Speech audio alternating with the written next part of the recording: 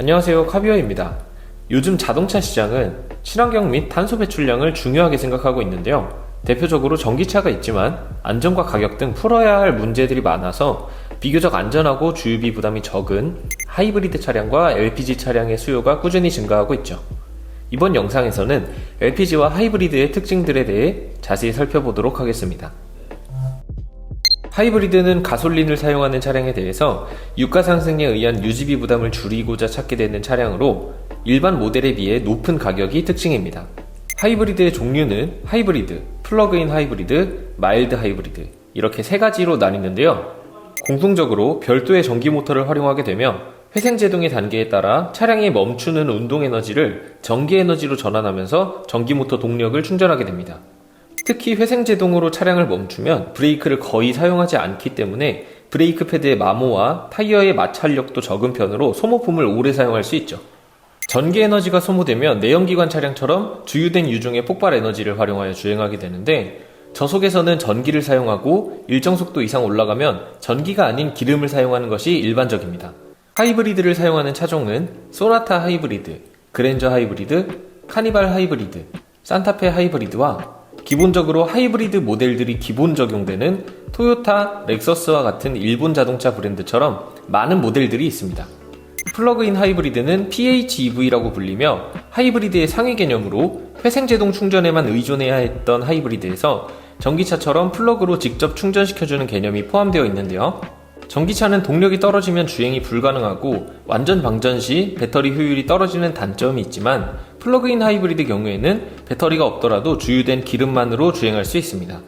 일부 차종은 전기차처럼 배터리 전력을 끌어와서 전자제품을 사용할 수 있도록 하는 V2L을 지원하는 경우도 있죠. 국산차 모델은 플러그인 하이브리드가 없고 수입차 라인업에서만 찾아볼 수 있는데 우리나라에서는 플러그인 하이브리드 차량에 대한 지원금이 없기 때문에 구매율이 그만큼 줄어들고 보장되지 않기 때문입니다.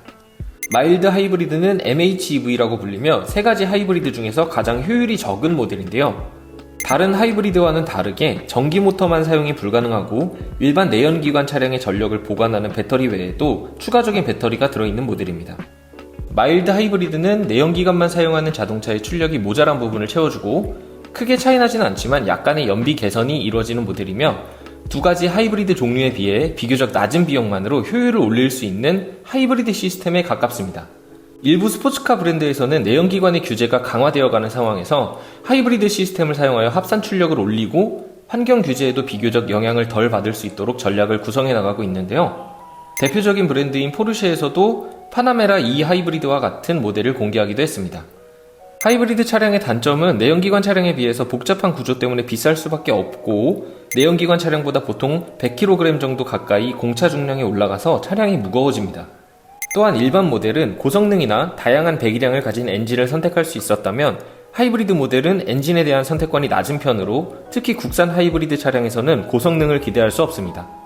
하이브리드 차량을 선택하는 궁극적인 목적은 연비 효율을 통한 주유비 절감인데요. 연비를 위해 회생제동 시스템 단계를 강하게 잡으면 운전자보다는 탑승자들에게 차량이 멈추고 서는 과정에서 충격이 크게 작용하여 멀미가 발생할 수 있는데 이는 최근 전기차 택시 이용을 꺼리는 회생제동 문제로 지적된 바 있죠.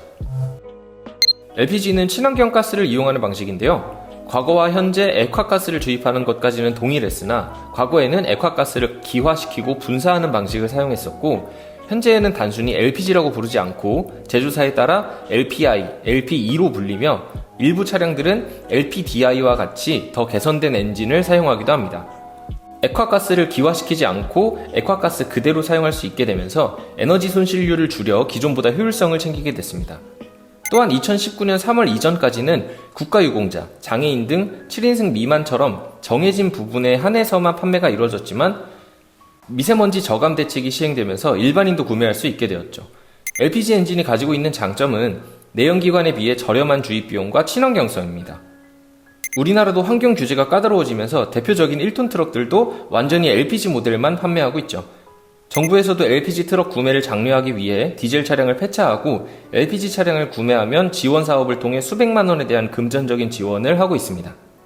그랜저 LPG 모델처럼 저공해 차량 등록이 가능한 모델들은 저공해차 혜택을 추가로 받을 수도 있죠. LPG 엔진을 장착한 차량들은 국산차로만 구성되는데 소나타, 스타리아, K8 등 우리나라에서도 인지도가 높은 차량들이 LPG 엔진을 채용하고 있습니다. LPG 가스를 사용하는 차량은 디젤, 가솔린 차량에 비해 소음이 적은 편이라고 하며 내구성이 상당히 뛰어나 고장의 빈도가 현저히 적어진다고 하죠.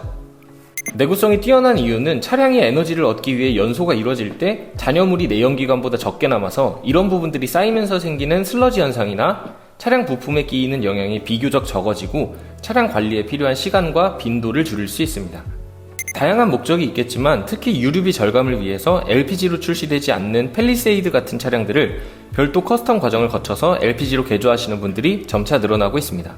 KG 모빌리티에서는 토레스 모델이 바이퓨얼이라는 파워트레인을 선택하실 수 있는데 하이브리드처럼 가솔린과 전기가 아닌 가솔린과 LPG를 사용하는 특이한 모델 중 하나이며 주유구와 가스 주입구가 한 곳에 위치해 있습니다. 모든 주유소에서는 LPG 충전이 가능하지 않기 때문에 인프라적인 문제가 따라오곤 하는데요. 어떤 주유소를 가든 가솔린 주유가 가능한 것과는 대조적인 부분이며 LPG 충전이 가능한 곳에서만 충전이 가능하고 셀프 주입이 가능한 경우가 거의 없는 편이다 보니 관련 교육을 이수한 분들이나 해당 주유소 직원분들에 한해서만 주입이 이루어져야 합니다. 안전상의 이유와 일반 주유소보다 법적으로 의무사항들이 까다롭기 때문에 일반 주유소보다 인프라가 적은 것이기도 하고요. 연비가 가솔린에 비해서 낮다는 점도 단점으로 볼 수 있으나 충전 비용이 저렴한 편이기 때문에 단점이 상쇄되는 부분이기도 합니다.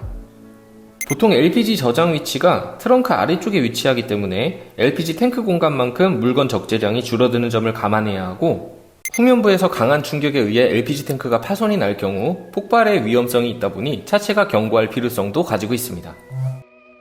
오늘은 LPG와 하이브리드 차량에 대해 특징과 단점들을 쭉 살펴봤는데요. 자동차 시장을 전반적으로 둘러보면 LPG와 하이브리드 차량이 인기를 끄는 이유는 전기차의 배터리 화재 위험성과 소비자들의 전기차에 대해 느끼는 불안감을 해소시켜줄 수 있을 만한 기술력과 안정성 부족 원인이 아닐까 싶습니다. 만약 전기차가 안정성과 편의성, 기술력까지 충분히 검증된다면 본격적으로 전기차로 완전히 전환될 것 같다는 생각이 드네요. 하이브리드와 LPG에 대해서 여러분의 의견은 어떠신가요? 다양한 의견들을 댓글로 남겨주세요. 최신 자동차 리뷰부터 유용한 팁, 깊이 있는 분석까지 저희 카비어는 자동차와 관련된 모든 정보를 제공하는 채널입니다. 저희에게 여러분의 구독과 좋아요는 콘텐츠 제작에 매우 큰 동기부여가 됩니다. 앞으로도 저희 영상을 봐주시는 분들을 위해 유용한 콘텐츠로 보답하겠습니다. 오늘도 시청해주셔서 감사합니다.